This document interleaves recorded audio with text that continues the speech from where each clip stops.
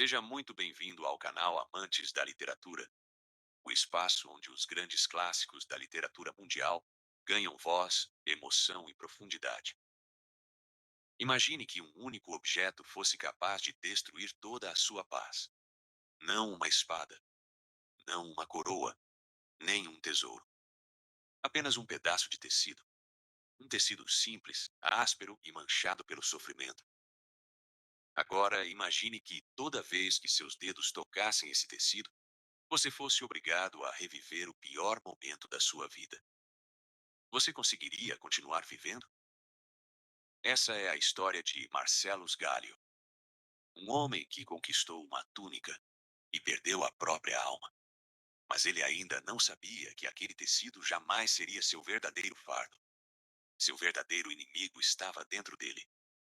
É justamente essa a extraordinária jornada apresentada por Lloyd C. Douglas em A Túnica, um dos romances históricos mais marcantes da literatura mundial, onde o maior campo de batalha não é Roma nem Jerusalém, mas o coração humano. No século I, Roma parecia invencível. Suas legiões atravessavam continentes. Suas águias imperiais inspiravam respeito e medo. Suas estradas uniam povos. Suas leis governavam milhões de pessoas. E seus soldados acreditavam que nada existia acima da vontade do imperador.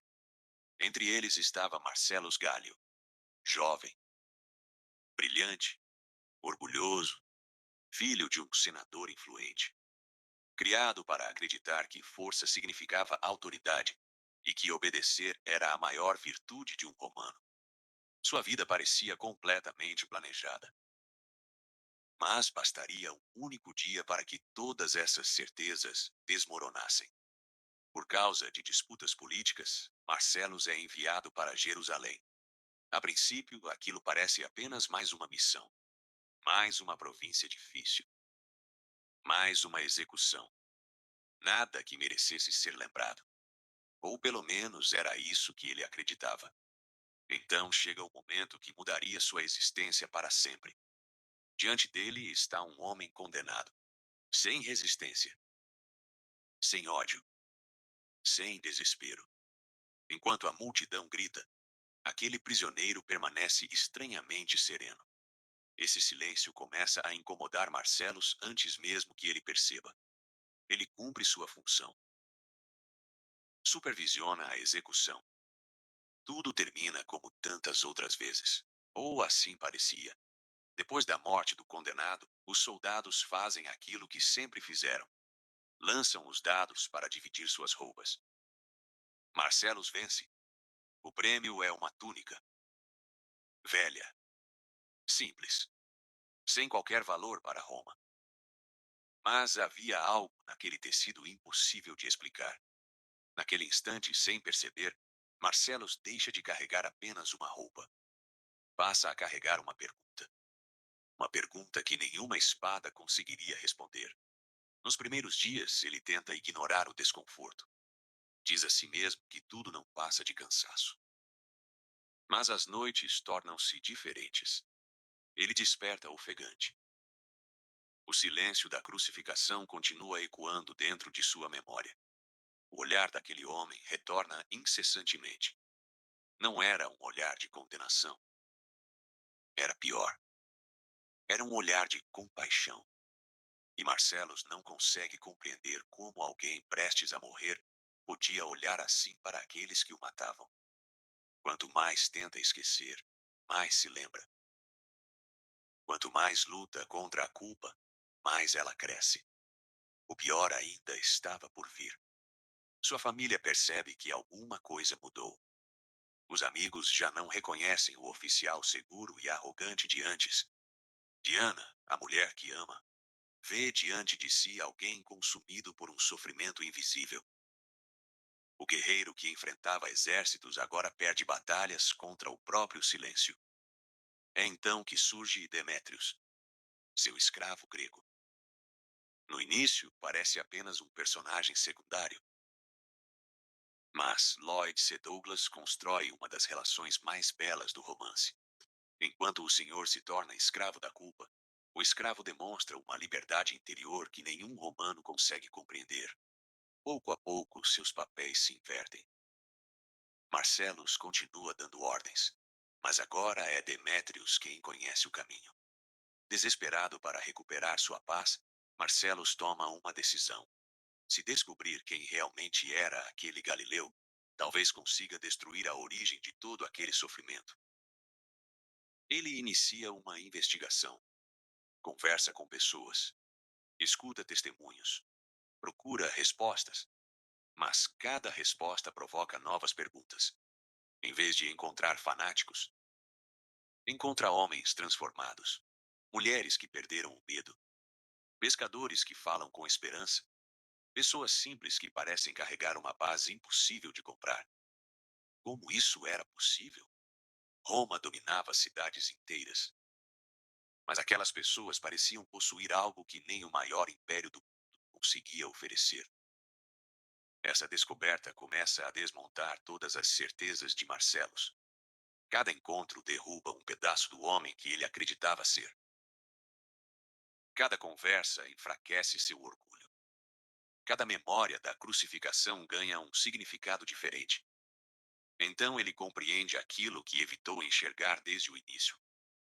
A túnica nunca esteve amaldiçoada. Ela nunca provocou sua dor.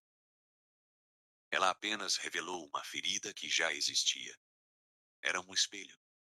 E pela primeira vez, Marcellus tem coragem de olhar para esse espelho sem fugir.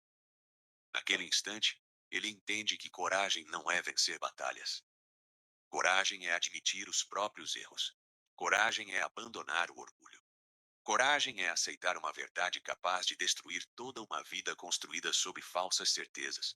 É nesse momento que sua transformação realmente começa. Não acontece como um milagre instantâneo. Acontece lentamente. Como toda verdadeira mudança humana. Quanto mais conhece os seguidores daquele homem crucificado, mais percebe que existe um poder muito maior do que o de Roma. Um poder que não domina corpos, liberta consciências. Essa descoberta muda tudo. Marcellus já não consegue servir apenas ao imperador. Agora sua lealdade pertence à verdade que encontrou, mesmo sabendo o preço dessa escolha. E o preço é alto, muito alto. Ao enfrentar o poder de Calígula, Marcellus sabe exatamente o que está fazendo. Pode perder sua posição, sua fortuna, seu nome, sua liberdade, sua vida. Mas existe algo que ele já não está disposto a perder: sua consciência. Naquele momento acontece sua maior vitória. Não sobre Roma, não sobre Calígula, mas sobre si mesmo. O homem que começou esta história, acreditando que força significava poder, termina descobrindo que a verdadeira força nasce quando deixamos de ter medo da verdade. No início deste vídeo, eu perguntei se você conseguiria viver carregando um objeto que lembrasse todos os dias o pior erro da sua vida. Agora, talvez você tenha percebido que a túnica nunca foi o verdadeiro peso. O verdadeiro peso era a culpa. E aquilo que libertou Marcellus não foi esquecer seu passado. Foi encontrar um propósito maior do que ele. Talvez seja exatamente por isso que a túnica continua emocionando leitores de diferentes gerações. Porque, no fundo, todos carregamos alguma túnica invisível. Um arrependimento, uma escolha, uma lembrança, uma culpa. E todos nós esperamos, em algum momento, descobrir que também existe um caminho para a redenção. Essa é a grande força deste romance. Ele não fala apenas sobre um tribuno romano. Fala sobre qualquer pessoa que já precisou escolher entre permanecer prisioneira do passado ou encontrar coragem para começar uma nova história. E eu deixo uma última pergunta. Se uma única verdade fosse capaz de transformar completamente sua vida, você teria coragem de aceitá-la, mesmo que isso custasse tudo aquilo que hoje considera indispensável? Se esta reflexão tocou você, deixe sua resposta nos comentários. Será um prazer conhecer a sua interpretação desta obra extraordinária. Curta este vídeo, inscreva-se no canal e ative o sininho para continuar acompanhando conosco os livros que atravessaram séculos, porque continuam revelando as verdades mais profundas sobre a natureza humana. Muito obrigado pela sua companhia. E lembre-se, os grandes clássicos nunca falam apenas do passado. Eles continuam revelando quem somos. Até o próximo vídeo.